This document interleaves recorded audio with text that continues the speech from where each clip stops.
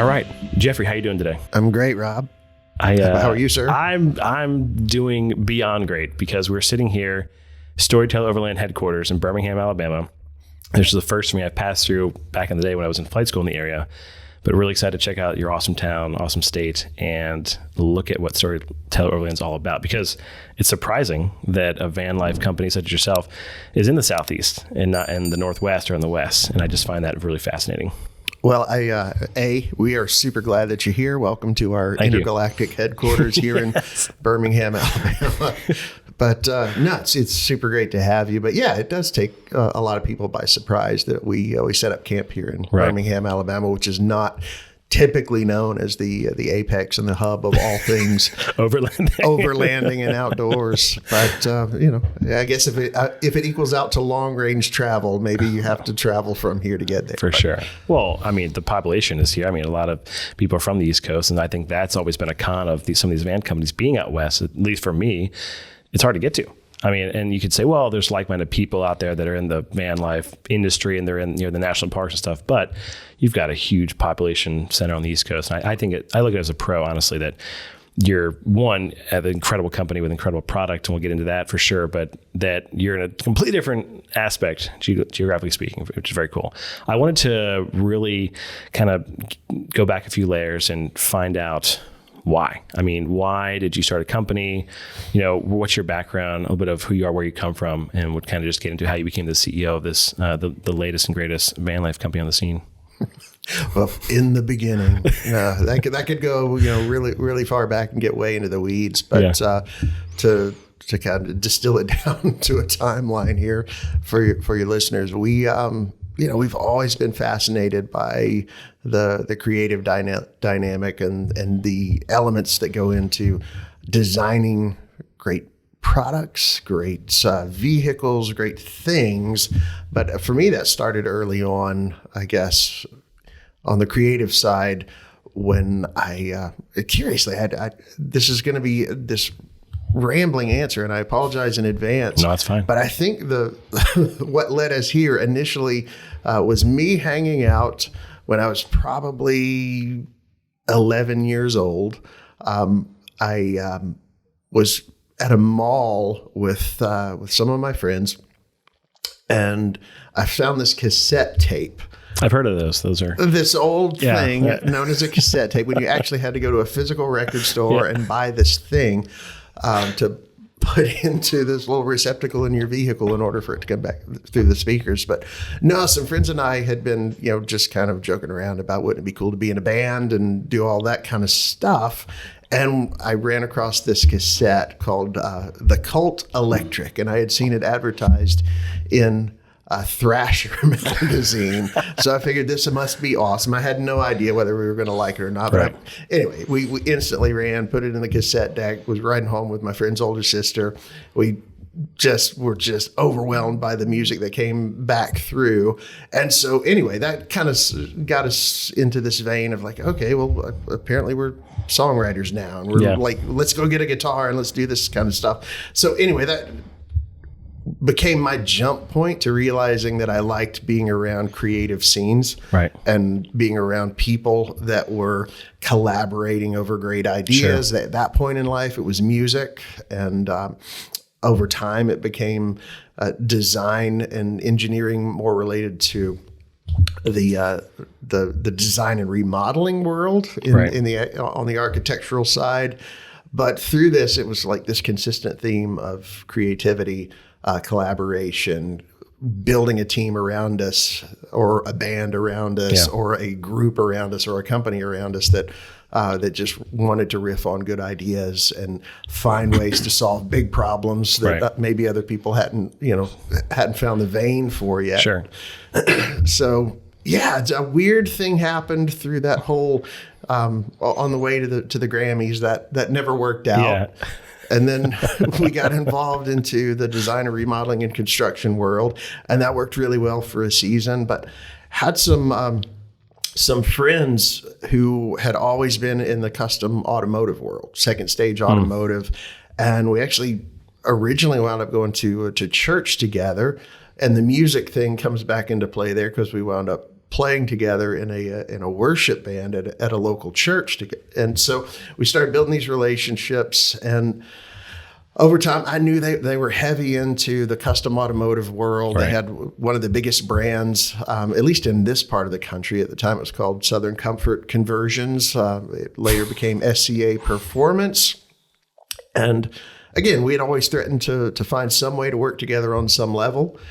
And one of my friends, Michael McSweeney, he was the youngest son of the family that owned Southern Comfort Conversions. He reached out to me one day, and honestly, I thought we were going to get together and talk about guitars and music and that kind of thing, which would have been the normal topic of conversation for us. And he was like, "Hey, look, I'm coming back. I'm going to be working in my family business now.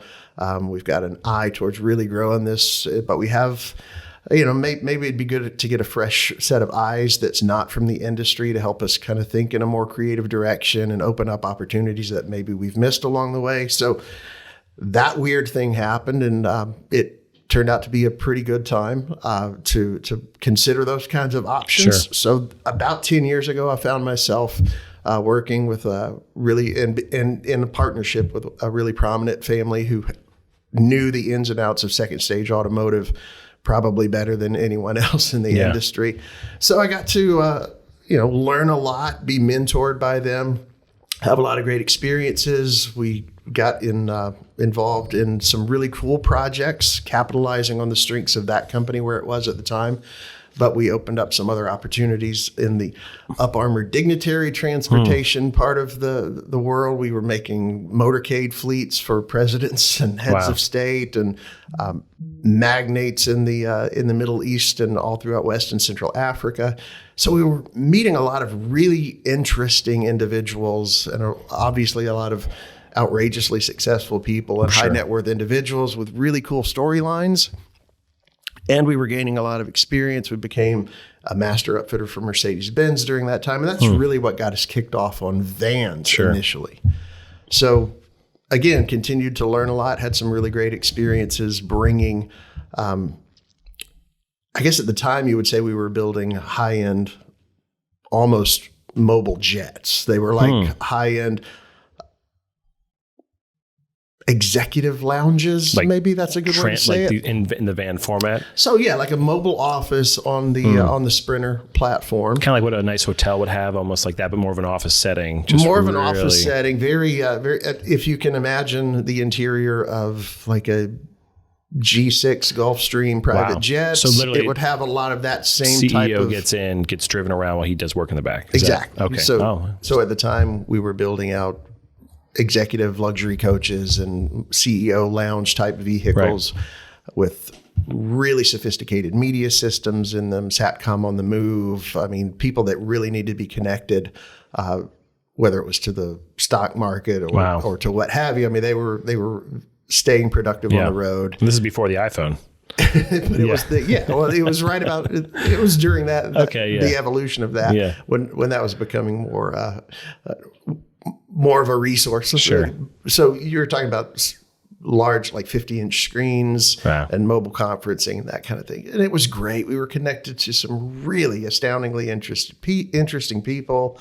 I loved everything about it. But in the process, we were looking for ways to grow the business and get involved in other interesting little communities. And that's when we really started tracking along and noticing the evolution of what was happening with people in the DIY space, building out vans for their a more adventurous outdoor lifestyle kind of vibe. I was instantly enamored by that. It kind of spoke to my soul. But the main thing was just seeing the community aspect of it, not just how these individuals were repurposing or having vans converted to pursue their own passions. But it was really cool to see the way a community was evolving around that notion. And so these people weren't just these islands in the stream or trying to be insular in their own worlds. They were looking for ways to connect and gather. And having come from conversations that were very individually directed with, again, interesting people, there was something that enamored me about the notion that if we were able to get into this space and really listen and learn what people were actually looking for, then there would be a possibility that we could solve problems that would reverberate throughout an entire community, not just speak to the needs of one individual. And our design team has always been enamored by those kinds of things. You know, just inspired by the ability to solve problems that other people might left unsolved. For sure. At what point? So that's a really interesting background. I did not know that you came from working with Sprinter vans and other van companies. And it seems that you've got a lot of your creative ideas for the Mode 4x4 from that industry. Obviously, a lot of freshness as well, too. But at what point did you transition, and how did Storyteller Overland get off the ground with you at the helm? Well, I was telling you, I had been in partnership with the McSweeney's. They were a very prominent family in the conversion industry, and I learned a lot from them, and am grateful for our continued friendship and relationship. But about 2 years ago, they had an opportunity to sell the largest interest in the company at the time to a fairly massive private equity group, and at that time, they were looking to go farther into the truck conversion space, which was kind of the bread and butter for SCA Performance and what inspired them the most. And I was really looking to grow farther into this space. So it was a good time for us to go our separate ways and do our separate things. Yeah. And they have since continued to succeed wildly. And we had the chance to focus purely and intently on developing this opportunity, which has been the best of all worlds for everyone. So a lot of the folks, one of the things that I'm most grateful for of the tenure there at McSweeney Designs and working with SCA Performance was a lot of the team that has ultimately come to be Storyteller Overland. We met one another during that season. We worked together closely. We developed products together that had to fit a very sophisticated need for very discerning clients. So we were just in the trenches together, and we built some really, not just good professional relationships, but we built some very deep personal friendships during that time. So I think everybody kind of knew that I was considering going in this direction on some level. So when I admitted that out loud to everyone publicly, they were like, "Yeah, let's do it.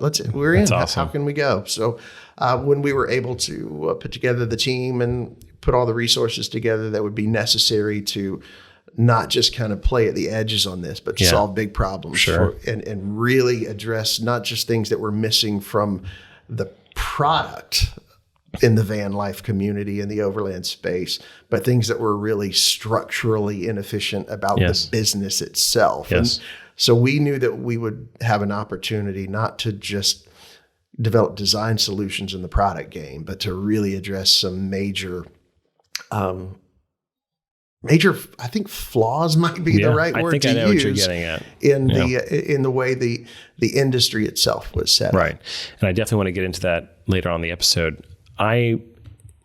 It's very interesting for me to listen to you, because now we're sitting in this beautiful production facility and you guys have an incredible van, and everyone in the industry is raving about it. It's the cool kid on the block. It's really well built. But you as an individual, you have a lot of Sprinter van background, but I'm not hearing a lot of the whole hashtag van life. You know, as a kid we did this, or were you have you done a lot of camping trips? I mean, how do you go from making Sprinter conversions for CEOs to be mobile offices to, hey, let's go ahead and make these off-grid adventure vehicles? You know, that's a really interesting question, because I am not the king of all things van life when it comes to what my experience was growing up, right? We, my friends and I, we'd go tent out in the backfield and camp out and that kind of thing. But it wasn't an overarching, all-consuming passion. I wasn't the most outdoorsy guy growing up. But I think as it relates to this, I think the reason I did become so inspired by what was happening in the community around this is largely because of the community itself. That was the lure to me, because at the end of the day, for me, it's always going to be about how to get people together, how to inspire them to want to connect. And this was just a really great melting pot. So great. This was just a really, really cool opportunity, because with everything that maybe, and this isn't a political statement at all, but with everything that gets people grumpy and offended and divided in our culture, I just saw what was going on in this van life and overland space, and I was really deeply and emotionally moved by it, because you have all of those same backgrounds and personas that are present and perhaps grumpy with each other out in the day-to-day world. When you go to an overland rally or you go to a van life event, it's all about the things that unite the individuals. It's all about the things that they share in common. And if there's an overarching theme that I love about it, it's just how kind the community is. You don't have to be some technical wonk, or in my case, you don't have to have climbed Mount Annapurna in order to be taken seriously in this space. Nobody's going to judge you. Are you outdoorsy enough, or are you technical enough to know everything about, how to air down or gear down when you're out on the trail from an overland perspective? It's like everybody's like just cool with helping you learn what you don't know. But what is the neatest part to me is how people just allow you to connect for who you are. And so when I saw that, and we had the technical expertise and the manufacturing prowess coming from the van space and the second stage automotive space, it was just a good way to match the talents of a pretty stellar team and a creative team with an unmet need in an underserved community. So that was the trigger for us. And since then, because of the people, because of the community, because of that beautiful melting pot, everybody here, and a lot of the team had been far more quote unquote outdoorsy than I had been coming into this. But now everybody's fully bought into the lifestyle itself, and as actively engaged in the community as time permits. And that's one of the beautiful things about our job is it's our job to be engaged in the community. It's our job to connect with people who are living this lifestyle and choosing a more nomadic and adventurous type of experience for their own personal lives. So getting to not only learn from, but also in turn serve that community, that's aces for us. And you guys are also hitting at the right time. I mean, 2020 social media is crazy, and the iPhone takes incredible photos. So there's the Instagram aspect and like showcasing your beautiful products, right? Not just 30 years ago, and there's people that are out in the woods in a van, but now you can document it and showcase it, and you're obviously getting feedback from your Facebook groups. That you guys have a really growing one on Facebook for the Storyteller Overland community, and just the Instagram. So I think that's cool. You kind of really touched on the van life thing. I have a van. I am not a van lifer. I've never lived in it more than a week or two on the road, but I've certainly been around those people you're talking about. And to your point, everyone embraces everyone else. I all the other hobbies that I have in life, I'm sure, like, the skydivers, you can kind of, each niche has their own community. Absolutely. The military, obviously, for me, that's one thing. But the van life, there's no judgment, like you said. I feel that it's almost like because everyone's on their own little adventure, everyone's a bit happier. Some are more outdoorsy, and some are living off grid, and some are just weekend warriors in their camper van taking their kids. And I think that's the coolest thing with the van life community, that everyone is just excited that you pulled the trigger and you are willing to give this kind of crazy adventure vehicle a shot versus just a traditional, we're going to get in the car and go stay at a hotel. People are really into the whole van life scene. And I think that's kind of been my observation from the outside looking in, is that somebody who's just touched the surface of what van life is, and everyone has been so kind. Well, I'm going to quote everything that you just said, because you just summed up why we exist better than I ever could. I mean, kindness that's the center of gravity for so much that inspires us. And then all the other things, because if you're listening, if you're intent to learn, and your posture is, how can I be helpful? Yeah. How can we take something that maybe we know, or experience that we have, or things that maybe we're good at, as a piece of the puzzle that kind of fits into the space and makes life hopefully better. Yeah. For an entire community, but also for the individuals who specifically choose mode life. Yes. On the mode 4x4. Right. We are actively and passionately for our mode lifers and the folks that who specifically see value in what we do, and it fits their specific need. But we're also here for the broader community, right? To be hopefully the rising tide that lifts all ships. Yes, as absolutely. cliche as that is. No, absolutely. And I kind of we keep talking about van life, and there are people listening that aren't too familiar. They listen to the podcast for other reasons, but van life is a huge part, and I want to get into mode life. But to you, what does van life mean? Van life, it's kind of a catch-all phrase, and it's definitely a popular hashtag. Sure. But I think what van life ultimately is, it's people who are, regardless of where they're coming from, they're actively pursuing where they would like to be in life. And the van has kind of become a symbol of freedom and the ability to choose a more self-directed, nomadic life and lifestyle. And I think that kind of rugged individualism and freedom and self-expression has spoken very powerfully to this movement. But yeah, I think you've got varying degrees of it, but some people are full-timers. This is how they live. Right. And by default, where they live, yes. Wherever you hit the brake pedal or the gas pedal, that's home, right? Right. But I think it's just a symbol for a more freeing, adventurous, nomadic type of life. And, maybe a little,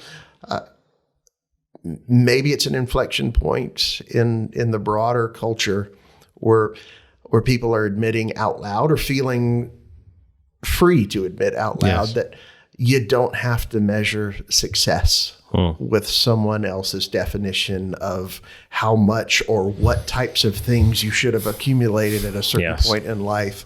Or I think it's a beautiful moment when people are realizing that it's not about the social plumage or measuring your value versus somebody else's assessment of your net worth or personal worth or what have you. It's just a cool moment in time where people are saying it's not about the stuff and the things.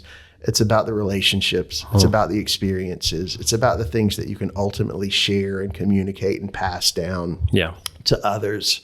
And, it's definitely not an anti-materialistic type of thing. It's, again, it has nothing to do with politics or any of that nonsense at all. It really just has to do with, I think, a cool inflection point where people are feeling okay and more empowered to say that, hey, maybe my path doesn't look or feel like yours, but it's still valid. And I'm going to take my opportunity. I'm going to run this course. And I think we've got a cool moment in time where everybody's like, okay, yeah, that sounds good. Sure. Let's do it.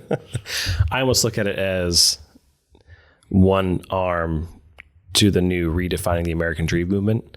And I say that with the tiny house movement, and sure, they're more serious overlanders and van life and all this kind of getting away from the American dream that I was raised on, which is, you grow up, you get married, you have your 2.2 kids, and you get a corporate job. You work that for a long time. You buy a 3-bedroom, 2-bath house. You live and you pay it off eventually in your 50s, and then you die. And I say that, and there's nothing wrong with that. I mean, I certainly want to definitely take on parts of that myself, and I do personally like having a place to call home. But there's something about when you commit to having this vehicle that can be your home on wheels, and back to, you said it's not a materialistic thing, but obviously you're limited with what you can or cannot put in the space. And the more you have in a van, there's a delicate balance of, well, this is what I need to enjoy my trip, And then if you throw in this, and this for comfort, then eventually it becomes cumbersome. And I just think, but it back to the core of, we're not, as Americans, and certainly as a global community, like just, as the generations progress, there's, as you said, more value being placed on adventure and travel and experience and storytelling versus I have this, and this is why I feel good about my decisions in life. No, I think you absolutely hit on it when you said that you do value the notion of having a certain home base, but you're looking to choose certain aspects of things. I think that's the moment we're in, is that people are realizing, okay, well, I'm just not going to be on autopilot by default and just kind of be caught in a stream that's going in a direction that I don't necessarily want to wind up. I'm going to choose the parts that are relevant to my life and my experience, the things that I value, as cliched as it sounds, the things that do bring joy, and not just transient, temporary happiness, but the things that just do bias you towards long-term joy. Things that you actually value that are meaningful, we'll take those things.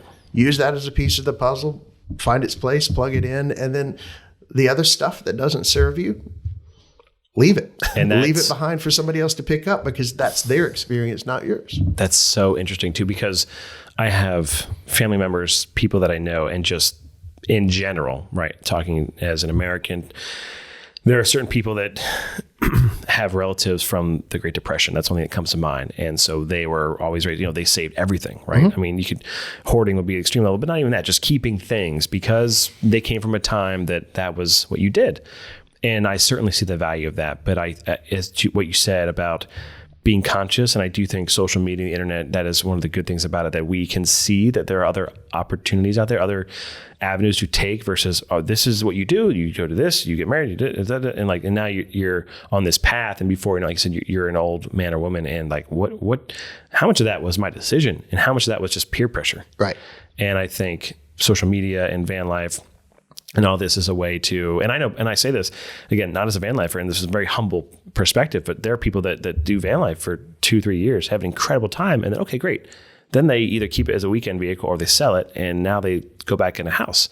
But at least they decided to go ahead and get off the path and find out that it was one of the most incredible memory-making opportunities they could take on. And then there are people that obviously live in it full time, and dirtbag rock climbers, that kind of thing. And that's the beauty I see of it. Like, I love what you said about picking and choosing what works. And some people it's the full thing. Some people it's a little bit here and there. I think this is acknowledgement that everything you just said is acknowledgement that there are times and seasons in life that where you're free to choose one path, and then maybe life leads you in another direction and things change. And so, but we're in a season where you hearkened back to the American dream, and that was kind of forged in the fire of recovering in its modern expression. It was forged in the fire of recovering from that Great Depression you mentioned, where there was this mindset of like, okay, well, we've got to hoard, we've got to keep everything, we've got to save every single thing because we might not have it again. And scarcity created value, and the value was applied towards the material things. Well, now we live in a culture that's just overdosed with things and stuff, and the scarcity that has created value for people is the scarcity of on the more existential side, the less material side. So now it seems like people value the connection points, the relationships, the experiences, the collecting, maybe this is on the nose for saying this, but collecting interesting stories to tell and creating moments and atmospheres to actually sit down with people and engage. And the stuff, the social plumage, all the material stuff, it's still great, still serves its purpose. It's still cool. Go buy whatever, do whatever makes you happy. That's fine. That's not what any of us are at war against. But rather than being defined by what we're against, let's be defined by what I think van life is for. And I think it's for the freedom to individually determine what you value, individually determine what passes the test of being worthy of fitting into that small space of a van that If you can only bring along a handful of things, this makes things exactly. And I kind of want to jump back to what I said, and I say that again from a very humble perspective. I am a millennial. I was not there. I can't imagine what it was like in the 20s and 30s to be literally on the street with nothing except what you could, gather. And so, however, as you said, we've kind of gone so far the other way that, stores are open on Thanksgiving Day. And like, it's not just like we have Black Friday. It's like all these things, like we're not, we don't just have the radio anymore. And that's all now you've got TVs and phones and this and that, and people are online so much. And so we've really come away from, as you said, the social aspect. And then you add on the insane amount of materials, and it just becomes too much. And I think driving this back to Storyteller Overland and van life, I think that these venture vehicles, these vans, are a really great way to kind of reset your mentality on like what is important and what case in point, coming here, I came here in a van with my dog, and I was on the road for a week, and you kind of realize what you don't need when you're in a van for a week. And sure, you miss certain things, but I just think that it's one of the best ways to get back to the kind of blending technology and where we are in the 21st century, but also getting back to our roots.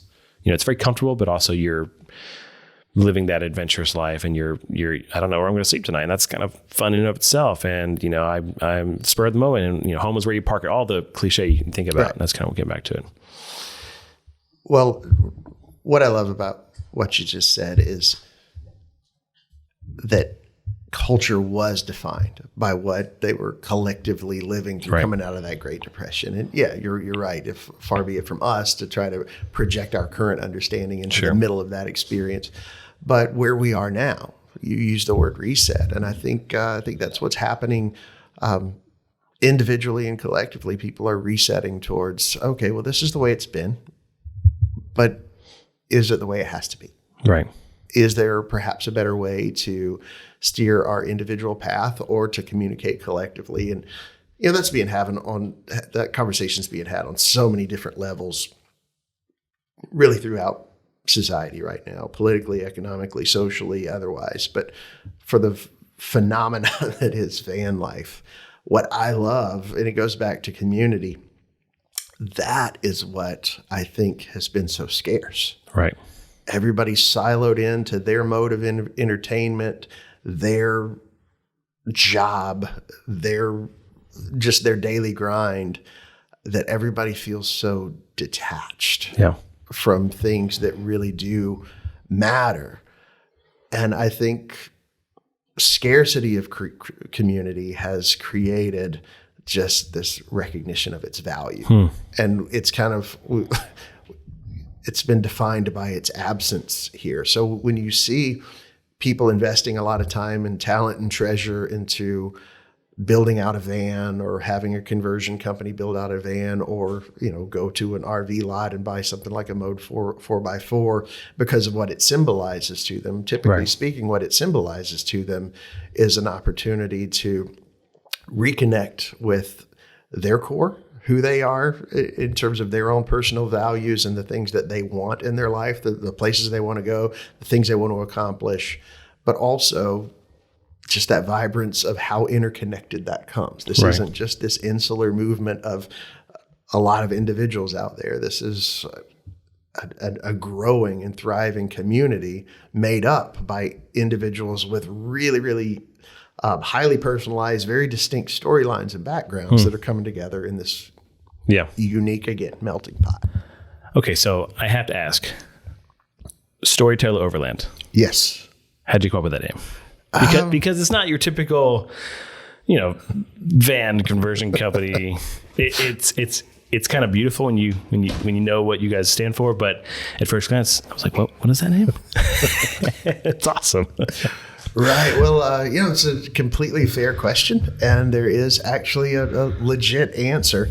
And it was all born out of, we were obsessing earlier over the community and just listening to what ultimately when people were trying to outfit their vans. And when you listen to the what they're saying, well, I need a bike rack here and a roof rack there and all these different things of the what they wanted.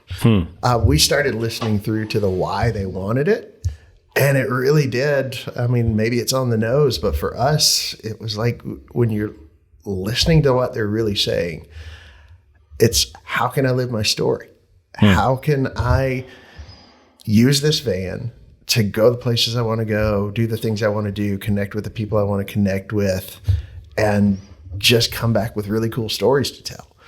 And it became, okay, well, that's it. That's what it's about. And during that same era, my wife, Lisa, she hates when I tell this part of the story, but that's kind of where my mind was tracking. Yeah. And she got into the notion of, she had this little line that she would use with our niece. And she would say, "Oh, just shut your storyteller." Just being playful. Hey, you shut your mouth. And it just resonated. It's just like, yeah, that's really what this is about. Get outside of all the mechanics, all the details, all the personal preferences, whether it's more aggressive overlandy or more touchy-feely van lifey.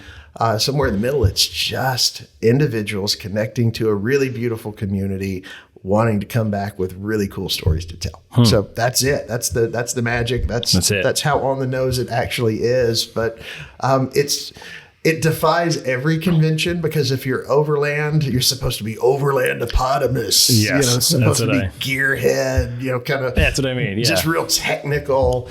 And then on the other side of things, if it's van life, it's supposed to be really, straight up something overtly and obviously tying you to the outdoors or whatever. Yeah.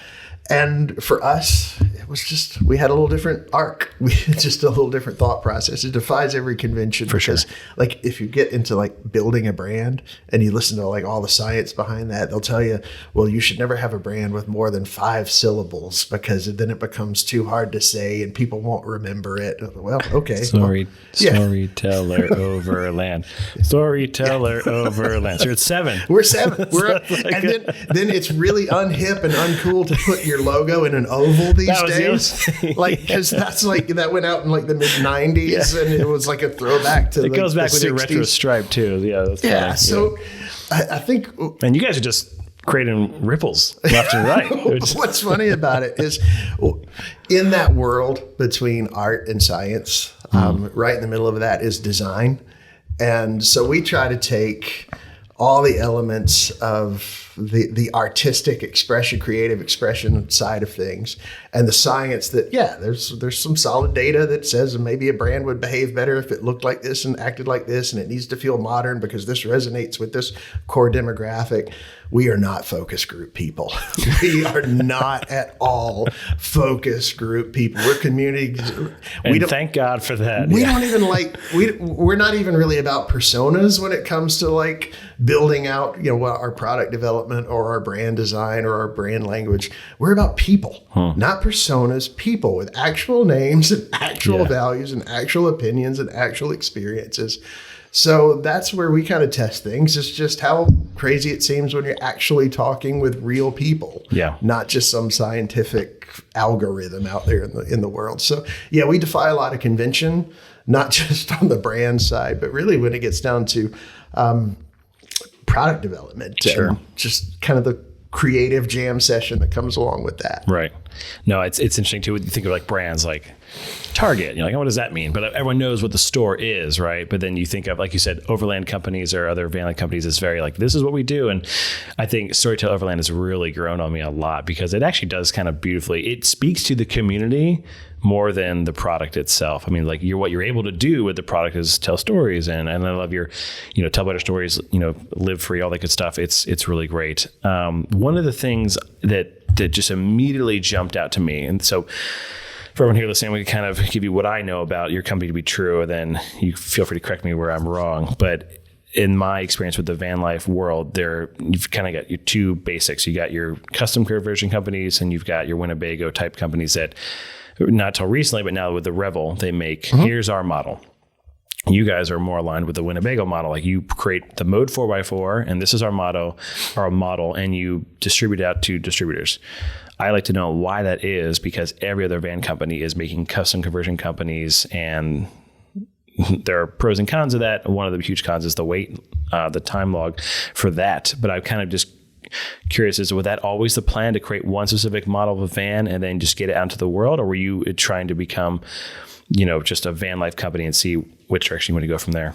No, I love the question. And it goes back to what we were just talking about, defying convention yet again, because in a lot of the van life world, that custom thing, I think the custom deal was kind of born out of necessity. A lot of folks... Because they didn't exist? Yeah, it didn't exist. There were no vans that were doing this stuff. People went to RV dealerships or, scanned through RV Trader or something because they were kind of in the notion that they'd like to go this way with their life or experience, a certain level of freedom and travel more, get into road trips, and even possibly live full time out of it. But then when you go into that world and you look for something that kind of satisfies those needs and checks those boxes, it just doesn't exist. Right. And until you quite rightly mentioned the Winnebago Revel, good job out of those guys for recognizing that unmet need and coming up with a solution that fit a lot of people. And especially as a major player in the space that does traditional RVs, and now they're getting into the 4x4 off-road, more kind of van life type of thing. And people ask us all the time our opinion on the Revel. I'm so glad that exists. Absolutely. Because it opens up it does. So many options for folks who didn't want to wait in line forever with a custom builder or didn't have the financial wherewithal to go that route without having the extended terms financing that you could get from a traditional RV. So for us, we will matter-of-factly go on record saying that custom is a cuss word. There was never any intent that this business be about kind of bespoke, really boutique, nuanced design on a very individualized, personalized level.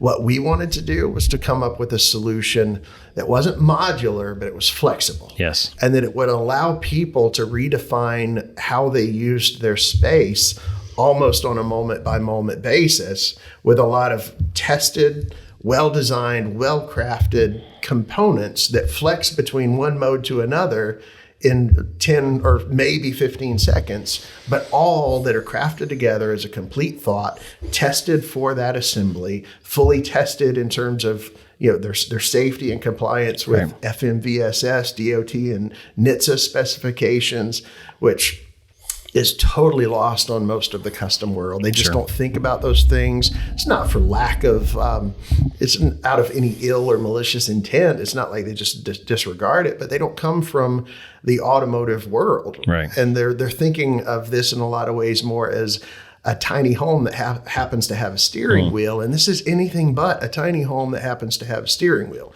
This is first and foremost a vehicle that there are reasons that safety standards exist. There are reasons that, you want to have a seat pull test to confirm that in the event that something bad were to happen while you had a passenger in a particular seat, that seatbelt would hold at the right proper level of tension being applied to that. So that's what drove our model, was how can we solve big problems for a wide audience, but do that in a way that would still allow people a very individualized and personalized way of using that product. So a lot of people say, oh, well, that's just cookie cutter. And this, as cheesy as this sounds, well, what it comes down to is it's not the cookie, whether it's cookie cutter or not. It's really how good's the cookie. Exactly. Exactly. Is it a good cookie? Right. So you can have a custom option. I'm cheesy, forgive me. But yeah, but it's funny in that regard. We actually had a family who now owns a mode. Beautiful people, Jasmine and Tarek and their two little girls. They actually came out to see us in California recently. They're all over your Instagram page. One of the first, right? Pioneers. Yeah, they're early adopters. And I love it because I've got a 2-year-old with one on the way. And I'm like, ooh, taking notes. 2 kids. How's this work? Two kids, car seats. And they're showing like they're doing it. The types of adventures they're able to go on as a family. that if we wouldn't obsessed over those kinds of safety details and had that actually 3-point harness range of functionality, there still would not have been an option in that adventure van Class B RV space for them that allowed them to have 4 people safely seat belted and potentially sleep up to 4 like they're able to do with their 2 young girls. So, but one of the things that Tarek said, and if he eventually watches this, I hope he'll get a kick out of us quoting him, because it's literally my favorite thing that's ever been said about our brand. He's like, we went in and we were looking at a competitive offering. We were looking at buying another vehicle, and this is what we're going to do. We're leaving here today with this particular brand.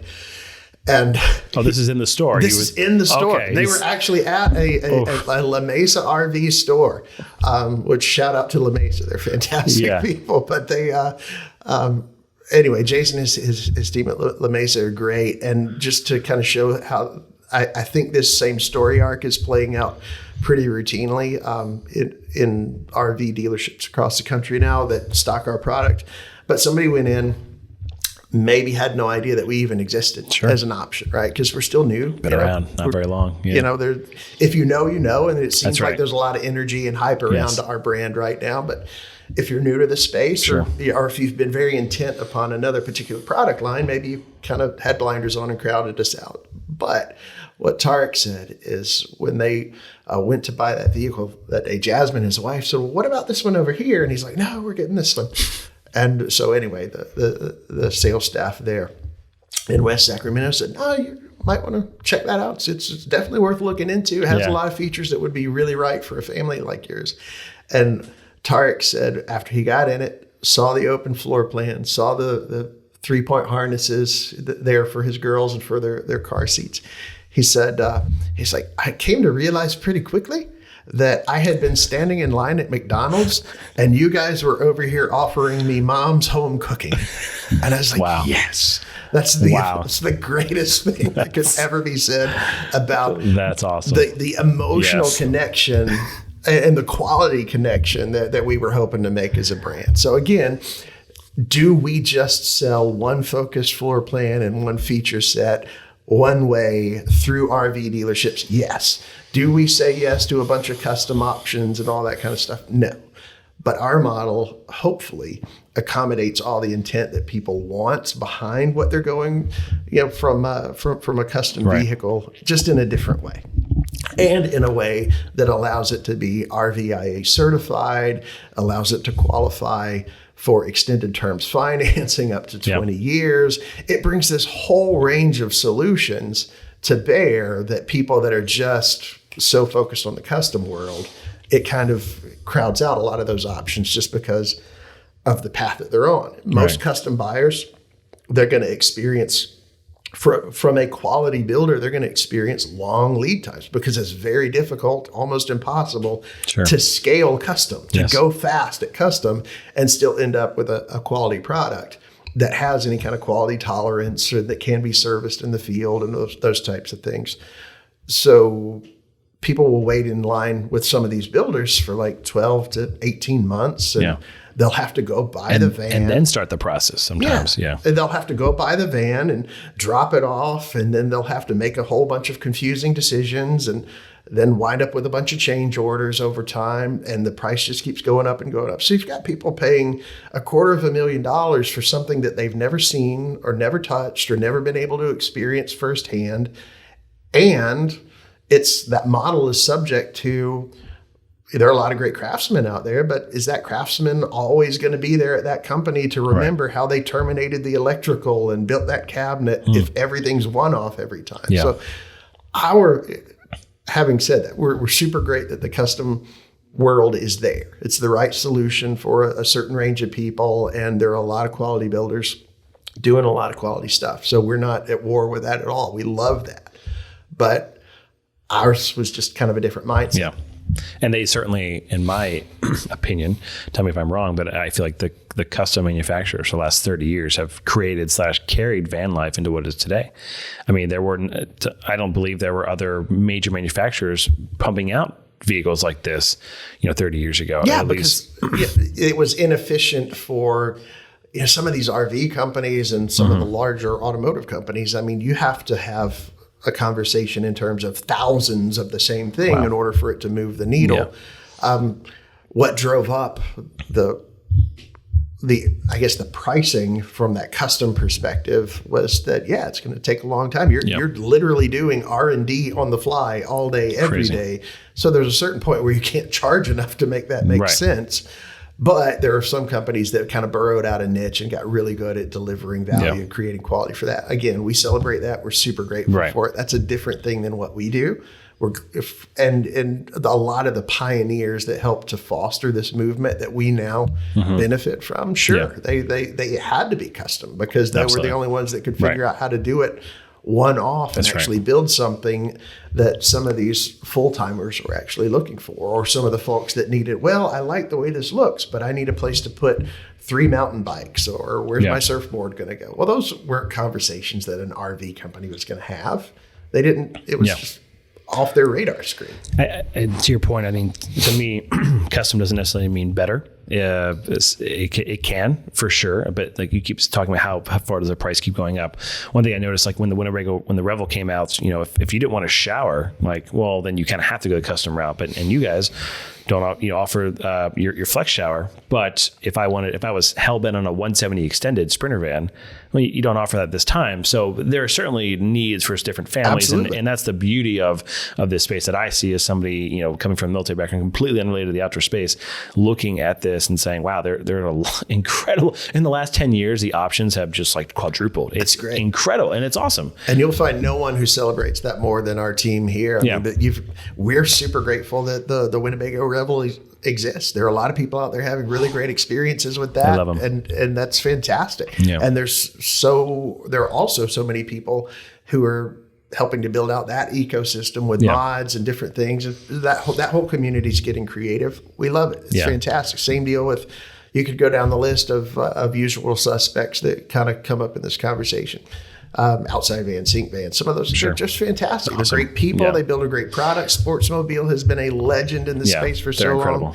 They're just great people doing great things. We have nothing against any of that, but what we are for is people who are looking for something that not only was offered a broader range of flexibility, like we feel like our product does, but something that could also have an infrastructure behind it to be able to ensure that you were going to be able to service that in the field, and there was a service network there to stand behind it, and that there was somebody who was actually going to answer the phone or respond to your request for a scheduling appointment through our app. There's somebody there to actually build value in that after sales care dynamic for you. So all of those were equally as important to us, and to being able to deliver on those kinds of promises as the product itself. Yeah.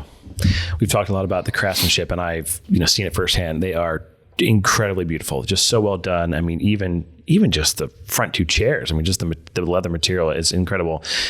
There's a lot of engineering that has gone into this van, and you call it the mode 4x4 for a reason.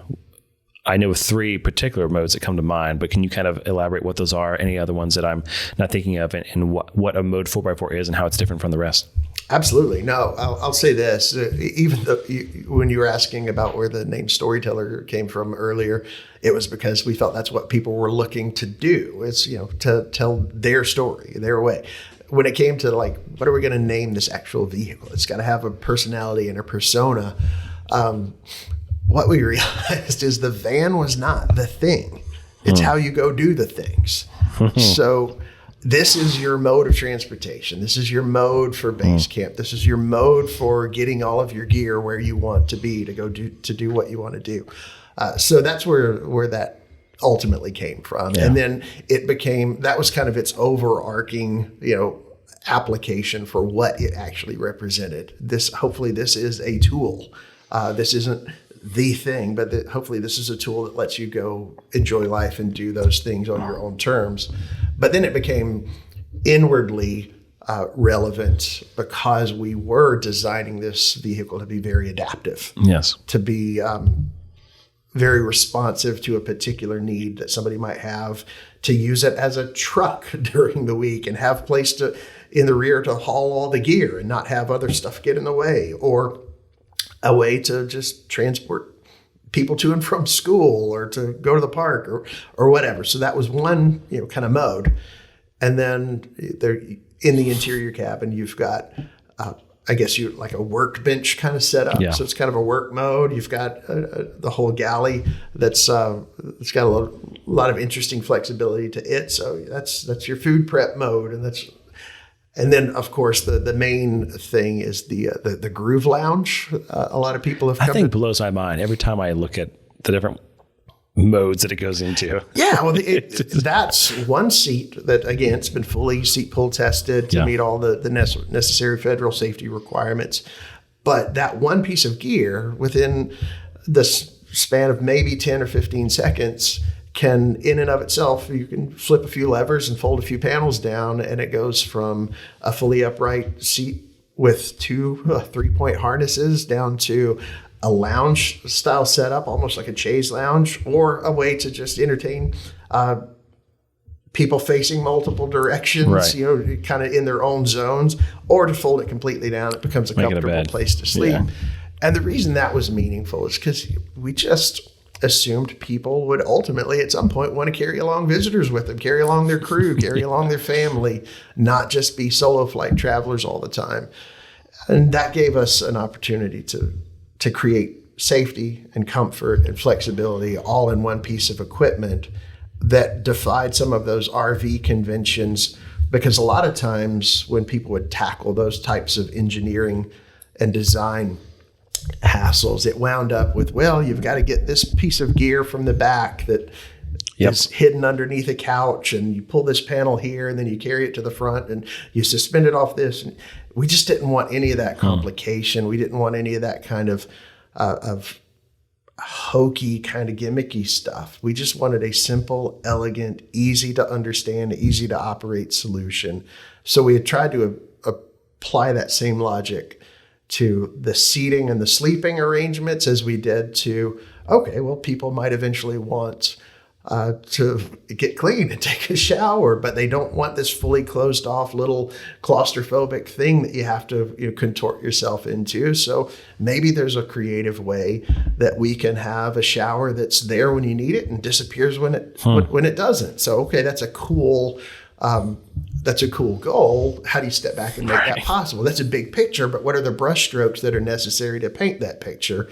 And that's where our team just got really creative and was able to come up with the Halo shower, like you were mentioning earlier, and then that flex space that serves multiple purposes to store, like a portable toilet to carry along with you, or it's the shower pan, or you fold it up and it's another way of carrying along additional cargo, or you can use it as a step to get on and off the bed. Every surface has a purpose. Yes. And in a tiny space like that, it needs 5 or 6 or 7 or 10 or 12 of them. It needs to be able to simply and intuitively flex between multiple uses for a gajillion different use cases. But it needs to do it simply and elegantly and not be gimmicky or hokey. I've been in one 144, and it was tight. I did it for a week-long camping trip around Yellowstone, the Tetons, and then I've since owned a 170 and have been in a 170 extended, and I'm blown away at the amount of space that's in your 144s. And it's back to what we were saying with different modes, and the bed being able to fold up out of the way completely. It's obviously, I think I saw Overland Jones, in one of the YouTube videos of like sitting in the flex, the bed with the lounge and looking back, and I'm just like picturing myself with a margarita, but then you sleep on that bed and you can cook it. It's just, you touched that. I just want to drive the point home. It's incredible the amount of different ways you can maneuver that van internally, and it's such a small chassis, and it blows my mind every time. Well, everything that you're speaking to there really goes back to the creativity and just the wizard level genius of the team that we were able to assemble here. If there is ultimately any magic to Storyteller Overland or some of the things that we've introduced into the world from a product standpoint or a business model standpoint, it all comes back to the creativity of the team and just how passionate they are about this community, about the space, and how inspired they are to create cool experiences. Yeah. And so there are a million headaches that are had on a daily basis around here, and a million assumptions get challenged on a daily basis. And, there's a lot of just kind of torture testing that gets done here so that it can be a simple, elegant, fun, flexible experience for the end user who opts into mode life. For sure. Is there a favorite aspect you have to the mode 4x4 currently? Oh, wow. That's, there's so many good ones. Of all the engineering feats you guys have come up with, and obviously the community, but now that you're a year, 2 years down the road, looking at it, you're up and running and growing a followership and a fan base. Is there one thing that comes to mind that you're like, oh, this is really probably my favorite part? Well, I'll give you a generic answer. It really comes down to its flexibility. It's how it can really elegantly jump between that daily driver mode with it's a shorter wheelbase. You can still park it in a normal parking space. You can still go to the mall, go to the store, drive around in town.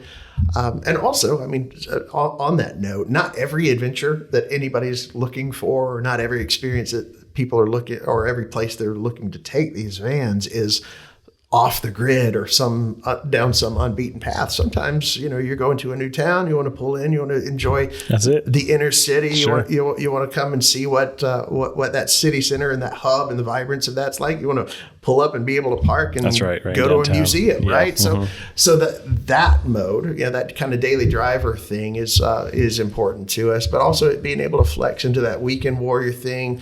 It's small enough, it's agile enough, it's short wheelbase, behaves very well off-road, so you can get to those places off the beaten path that other traditional RVs can't get to. And then, the fact that it has such long range travel capability because of the battery system, because of all of those elements interacting together. I think the flexibility of it is the main thing that I'm excited we were able to deliver to our customers, because I think there are other products in the marketplace that might fire on one cylinder or another and be really good at one thing and then compromised in another. It's not to suggest that our design is 100% right for 100% of the people, but I do feel like the wizards in our lab were able to come up with a solution that by and large can work for most of the folks who thought that they were going to have to stand in line at a custom manufacturer and pay $250,000 in order to be able to do it, and have to do that out of their own pocket with, all at once and write with some gigantic check with no finance options. Yeah. I think the overall flexibility, not just of the product, but of the whole system that we've put behind it, I think that's the thing that I'm most excited about. That's awesome. You very briefly touched on the long range travel, and I kind of want to harp on that. Back to the timing of the company's just really been incredible with the social media and then the camera technology, so you can document all this, but also working with Volta Power Systems. And so I just want to, for everyone listening, your company is the first that I've seen in this space that you don't have a generator, but you can still have an AC unit and run all your power systems off grid by recharging it with solar. And I just find that incredible, especially down here in Alabama, and it's very hot, and I would never want to leave my dog inside of a camper van, even with all the fans going, it's 80 degrees in the springtime. But the fact you can have AC, it just blows my mind, because, most, even other vans in this space, they would have to have the generator either running or some sort of power hookup, but you guys can do it off grid, which I find it really interesting. Yeah. I mean, and kudos to the wizards in the lab up at our tech partner at Volta Power Systems. I mean, Jack and his team and Buck and all the whole crew up there. They're phenomenal people that realized that you could change the game for long range travel if you were able to have a robust energy system that could store the kind of power that theirs is able to store. Ours is a 12 kilowatt version of it. They have products that offer lesser and more depending upon the use. But what that allows our buyers for the first time to do is run the AC through the night, not plugged in, no shore power. You're not having to go to a traditional campground. But you can if you want to. You can still and again, it goes back to the flexibility of it all, being able to use the on-grid power if you need to, use the shore power solutions from traditional campsites, or plug into your house to charge up the battery. That's fine. That's one way. But in the span of about an hour and 20 minutes, you've gone from around 0 to around 100% charge. And that in the real world, with not just our own testing, but folks that we have handed the keys to and said, here. Yeah, I mean, we're the Russos. They did some incredible YouTube videos about it, and Joe and Kate, and they were out there for weeks. Yeah, and what they came back to us and said, they were able to go for 5 to 7 days without having to be too conscious over how they were budgeting power use. And now, obviously, if you're using the AC, that you're using it on a full duty cycle, then that's going to draw down the battery overnight. But it's so simple and easy to replenish the charge of that in such a short period of time that it's that's not a limiting factor at all.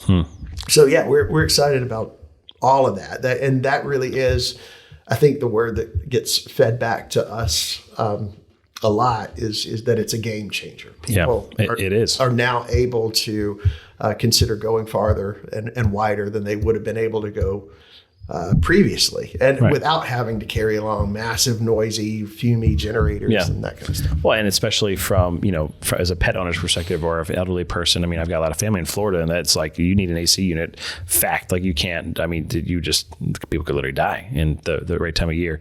And the fact that you were able to do that with, again, another company that gave you that ability, but you guys also had the wherewithal and the foresight, and back to the timing, it's just a lot of things come together to make this one incredible company. I say that knowing that I'm sure there's a lot behind the scenes that very few people in your inner circle are privy to. What is one of the hardest obstacles that come to mind of getting Storyteller Overland off the ground and to kind of where we are today? Well, you mentioned, I mean, it hasn't been without its challenges and difficulties, but we benefited from such good timing in the marketplace.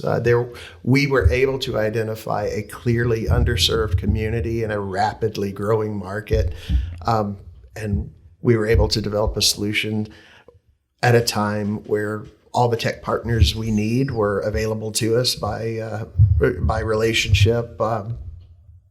The ability to build out a nationwide dealer network and all that was a function of good timing, because the market was so receptive to this, and largely because they had seen the success of competitive offerings out there take off quicker than other people perhaps thought they might in that particular RV dealer world. So we benefited from a lot of really good timing and everything that was necessary on the back end. We just had a really strong creative team with a lot of experience in design, engineering, manufacturing, branding, and all of that kind of came together and coalesced with a kind of definiteness of purpose and a common goal in mind, and just relentlessly pursued it, and still are. And because there's nothing about what we're doing today that says that we have arrived.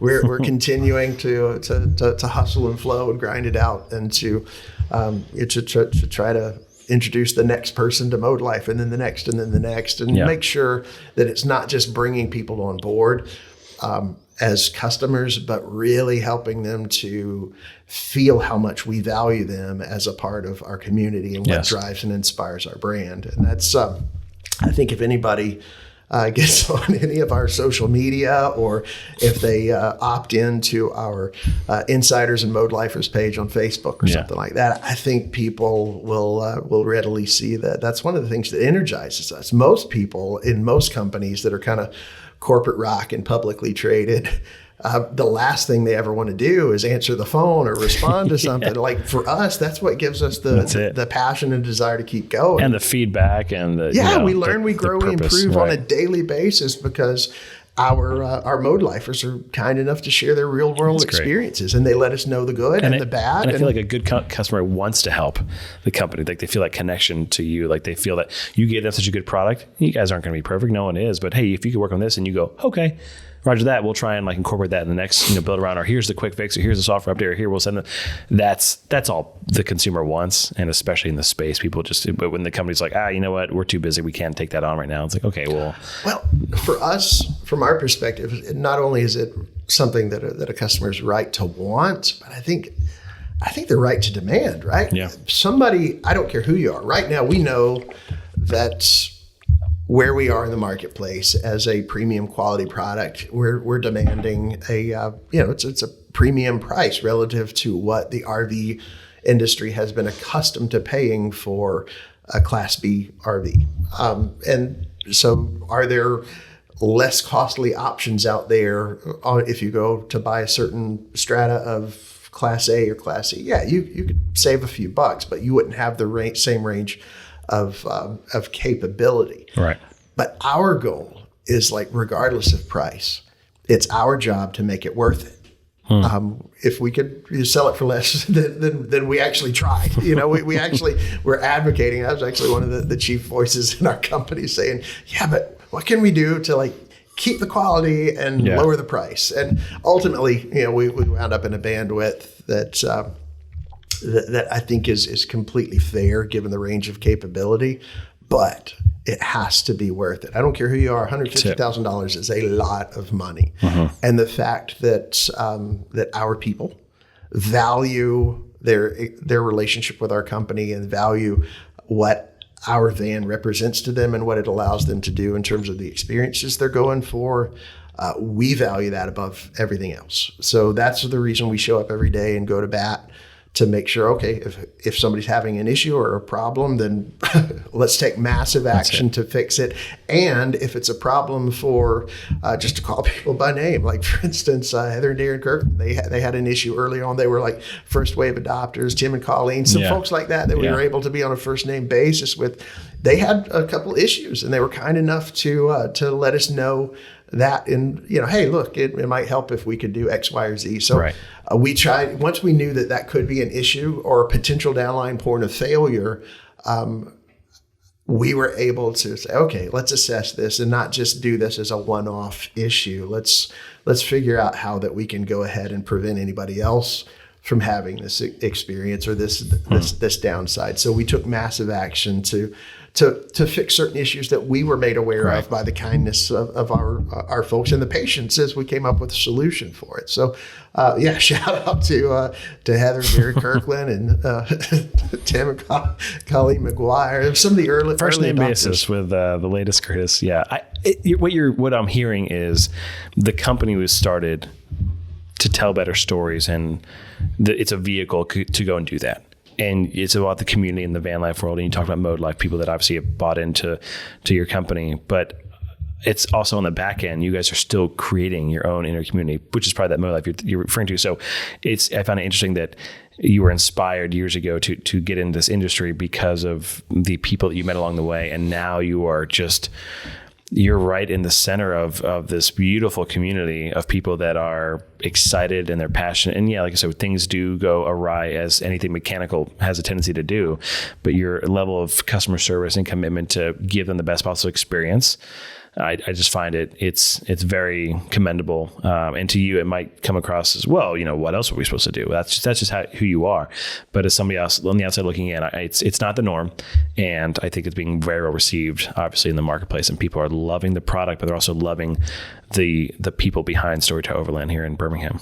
That's super kind of you to recognize and to say, because that's our passion. That's what drives us. That community dynamic is it's the most. There are people who this time, call it even 6 months ago, who might have lived in the same zip code, but they had no knowledge of one another's existence. And now, like on a fairly weekly basis, their families are traveling together, and the connecting tissue there was they both became mode owners, right? And so they had this common experience on a common platform, and they were in relationship with us, and so they got connected. And so now it kind of completes that loop, and that's what really energizes us, and that's really what's going to help us to continue to learn and grow and improve, and to stay innovative and creative, and to come up with new things that benefit our current owners. Because there's a lot of stuff. Part of our design language is, as we develop new technologies and new things that go into our vans and future iterations, we're wanting to be really good stewards of the first wave adopters and to make sure that to the fullest extent possible that the new technologies and the new things that we're bringing online have retrofit capability to be reapplied towards existing modes in the wild. Because for us, it's an ecosystem. For us, it's an entire community that people pay big money to get involved in what we do, to give us a chance to prove ourselves. And for us, it's not the promise that you make, it's the promise you keep that matters. And we hope that as we continue to develop new technologies and new accessories and new gear, that will make even that early wave adopters experience that much more capable and meaningful as they can add on and benefit from the continued innovation around here as a company, knowing full well that a lot of that innovation was sparked and inspired by the feedback and the kindness that they showed us in helping us to help to purify and perfect their experience.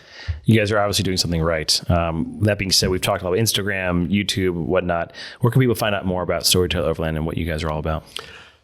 Well, social media is a great way, but obviously our website, storytelleroverland.com. We try to keep that as updated as possible, but I think for the quick engagement stuff, I would really encourage people who are considering taking a deeper leap in this direction and really want to hear not what we say about ourselves, but what other people are saying, to the good and to the bad. On that Facebook page. It's called Storyteller Overland Insiders and Mode Lifers. And, there's a lot of our current owners are fairly active contributors to that and are kind enough to provide real world answers to some inquisitive people and curious that are coming in. Hey, I'm looking at this versus this other competitive product. What are your thoughts? And a lot of it comes down to simple lifestyle details like, hey, we travel with 2 dogs. Where are they going to go? Like that's what I love when the people you referenced earlier with the 2 daughters, okay, if I got 2 kids, what can I expect? If I'm obviously solo travel, you can mind, but 2 dogs. I think it's great that real people are saying, hey, I've got 1 dog and 1 kid, and this is what it looks like, real world.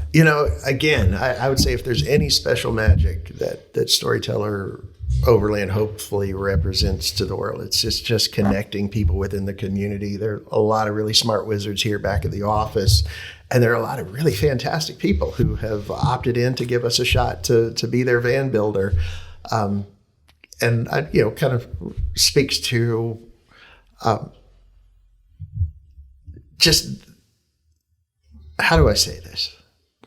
How grateful we are. Because a lot of times, by the time we realize that a question's been posed on that Mode Lifers group, Insiders and Mode Lifers group, somebody else who actually owns one of the vehicles has been kind enough to chime in and give kind of a pro tip or tip and trick of how they're doing things and what they've been able to do. And the fact that's user generated content, that's just organically being provided to the community, because again, these people really are a community that we value, that we love, that we appreciate. And if there's anything that I hope we're doing right, it's letting people know how much that means to us.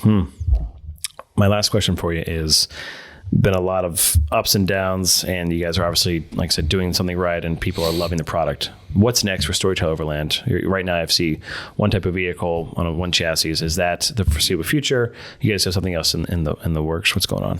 Well, yes, tell me your secrets. Yes to all.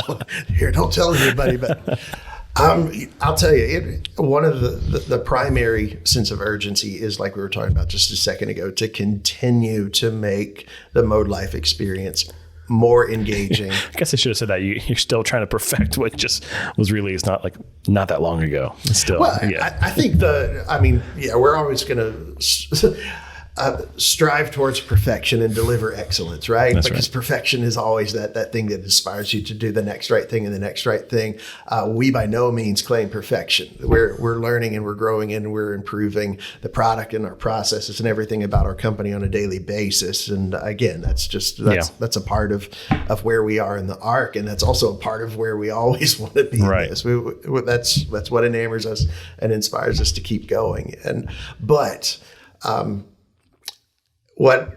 what kind of intrigues us now is not just developing entirely new things, but how to take the main thing and make it that much more engaging or useful. So we're partnering effectively with folks like the Overland Gear guys. I'm sure they're all beast over. Mode, right? Yeah. So if you see things like the soft goods that we included in the interior for that beast mode. Yes. That's a preview of coming attractions Beast mode for a certain trim level. But I do want to take a minute to celebrate Rob and Julia, because we gave them a call. We met them at I guess it was the Tahoe Adventure Van deal. I don't even remember what month it was, but last summer. Yeah, Neil Morse puts on a fantastic event, and he's got 6 of them that we're going to be at all of them this year. Lord willing, we'll see what happens with the coronavirus or whatever. But right now, we're undeterred. We're going. But we met up with Rob and Julia. We saw like firsthand the quality of what they put together and what they deliver, and we were like, this feels right. This feels like perfectly in line with so the things that we would like to be able to offer our customers, but don't have the ability or the desire to do fully in-house. So we're going to continue to partner with good people like that, and to create opportunities that make things even more useful for our current owners and future owners. Some of that will become standard over time, and some of it will be kind of a choose your own adventure option available through our website. But then we're also looking at some other suspension upgrades and Very just cool. performance tweaks here and there. But even beyond mode, even beyond the van, I won't get too deep into it, but there are a lot of really exciting things on the horizons that are not going to distract us from delivering value from this core product line, but they're going to further enhance the reach of the types of cool things that we're able to bring to van life and Overland. Very cool. And I think what we're going to continue to do underneath that umbrella of van life is to continue to focus relentlessly on the van side of things, so people can focus more on the life side of things. Yes, if that makes any sense. does. So I mean, I think that's another big win that we're able to deliver is we have those headaches. We draw up those wiring diagrams. We craft the parts and we design all of those things within an inch of its life and craft it within an inch of its life, so that people aren't having to use their weekend, their precious time on the weekends and nights to do this in their own garage somewhere and get YouTube certified in the moment. So yeah, we're going to continue to do that, and we're going to continue to innovate and create other new product lines that get us hopefully more deeply involved and, Lord willing, more respected in the community as we continue to grow. That's awesome. Well, Jeffrey, you are obviously doing something right. You have a great company, a great product, and great people. So I just want to say thank you, acknowledge you for what you're doing, and really changing the space in a better way. Everyone speaks so highly of you. So thank you again for your time and coming on the podcast. It's really been awesome. Rob, you are absolutely the best for adding us to your schedule and coming by here. This is very cool. Yeah, awesome. Thanks again, Jeff. Appreciate it. Cool. See ya.